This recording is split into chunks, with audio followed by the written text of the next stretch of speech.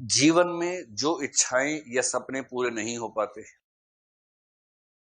देखिए, किसी के भी जीवन में सारी इच्छाएं पूरी नहीं होती हैं। कोई ऐसा माइका लाल है नहीं। और जिसके जीवन में होती हैं उसको बोलते हैं ईश्वर। ईश्वर और मनुष्य का एक बेसिक अंतराल है कि ईश्वर पूर्ण है, ईश्वर मतलब मनुष्य अपूर्ण है। पूर्ण का मतलब है कि उसकी कोई इच्छा शेष नहीं है। कोई इच्छा शेष नहीं है, इसका मतलब वो आनंद की चरम स्थिति में है। आनंद की स्थिति में होने का मतलब ही है कोई इच्छा उसको परेशान नहीं करती है। यही दर्शन की बड़ी समस्या है कि यदि ईश्वर पूर्ण है तो उसने जगत क्यों बनाया। अगर आप कहेंगे जगत इसलिए बनाया कि उसका मन कर रहा था, तो मन उसी का करता है जिसके मन में कोई अभाव होता है। और यदि उसके मन में अभाव था तो पूर्ण नहीं था। पूर्ण नहीं है तो वो ईश्वर है ही क्यों। इसलिए कोई दार्शनिक इस प्रश्न का उत्तर दे ही नहीं पाता कि जगत क्यों बनाया। और अंत में एक ही उत्तर है, लीला है। यूं ही बनाया। क्यों बनाया? यूं ही बनाया। नहीं, फिर भी क्यों बनाया? यूं ही बनाया। जैसे छोटा सा बच्चा अखबार लेके दौड़ता है, लाके रख देता है। छोटे बच्चों की हरकतें आप देखेंगे तो आप कई बार समझ नहीं पाएंगे कि क्यों कर रहा है। जैसे मान लीजिए 10 पत्थर रखे हैं कहीं पर, एक साल का बच्चा आपके घर में है, वहां गया, एक पत्थर उठा के लाया, आपके पास है, आपका ऐसे किया। आपने कहा हाँ भाई, तो पत्थर आपके हाथ में रखा, आपने कहा थैंक यू, हंसा जोर से, फिर गया दूसरा ला के रख दिया, फिर तीसरा ला के रख दिया। अब आपको लग रहा है काम नहीं करने दे रहा बार बार, लेकिन आप उसका दिल भी नहीं तोड़ सकते। 10 के 10 पत्थर ला के देगा आपको। उसके बाद जब वो पाएगा कि कुछ करने को नहीं बचा, फिर वो एक एक वापस ले जाएगा, फिर वहीं वापस रखेगा। और आप सोच रहे हैं कि क्यों ऐसे कर रहा है।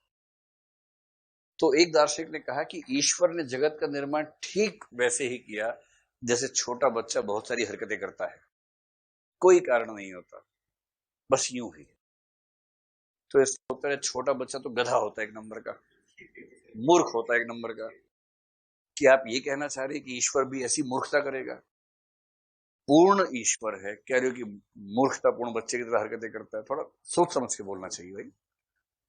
फिर अंत में वही है, लीला है। ऐसे ईसाई मुसलमान फंस जाते हैं कि ईश्वर ने जगत किस चीज से बनाया। भाई या तो अपने आप से बनाएगा, कच्चा माल अपने अंदर से निकालेगा। अगर अपने आप से बनाया तो जगत भी ईश्वर है, वही तो कच्चा माल है। जगत भी ईश्वर है तो गंदा नाला भी ईश्वर है, गंदा नाला भी ईश्वर से ही बना है। फिर तो ईश्वर भी बदबूदार होगा इसका मतलब? नहीं, ऐसे नहीं। तो उनसे पूछा, अच्छा फिर बताओ किस चीज से बनाया? जगत किसी से तो बनाया होगा, किस चीज से बनाया? कुछ कहते हैं कि जब ईश्वर आया ना, पहले से भौतिक पदार्थ था यहाँ पर। तो यदि भौतिक पदार्थ पहले से था तो इसका मतलब भौतिक पदार्थ ईश्वर की वजह से पैदा नहीं हुआ है, यानी वो उससे स्वतंत्र है। यानी ईश्वर भी कुछ चीजों को कंट्रोल नहीं कर सकता है, यानी ईश्वर परफेक्ट नहीं है, पूर्ण नहीं है। तो नहीं, ये भी ठीक बात नहीं है। ईश्वर को पूर्ण मानेंगे मानेंगे हम। अंत में ईसाई लोगों ने ऐसा रास्ता सोचा है, इतना मतलब इनको लोटपोट जैसी कोई मैगजीन लिखनी चाहिए थी। ये लोग फिलोसफी में आई गलती से, जैसे रामानुज भारत में है।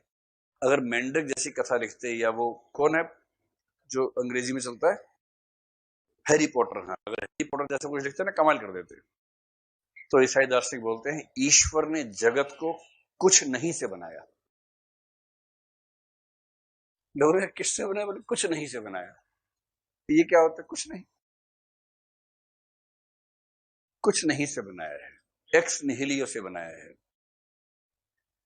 और इसलिए अगर आप फाइकुन फाइकुन वाला गाना सुनेंगे, जब कहीं कुछ नहीं भी नहीं था, कुछ नहीं था नहीं, उसको गौर से सुनिए, जब कहीं कुछ नहीं भी नहीं था वही था। मतलब जिस कुछ नहीं से बनाया ना, जब वो कुछ नहीं भी नहीं था, तब कौन था? वही था, वही था, वही था, वही है, वही है, वही है।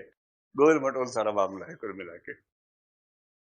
तो ये सब बड़े जटिल प्रश्न होते हैं, और हर दार्शनिक को, हर विचारक को जब इन प्रश्नों में जाना पड़ता है, जूझना पड़ता है। बहर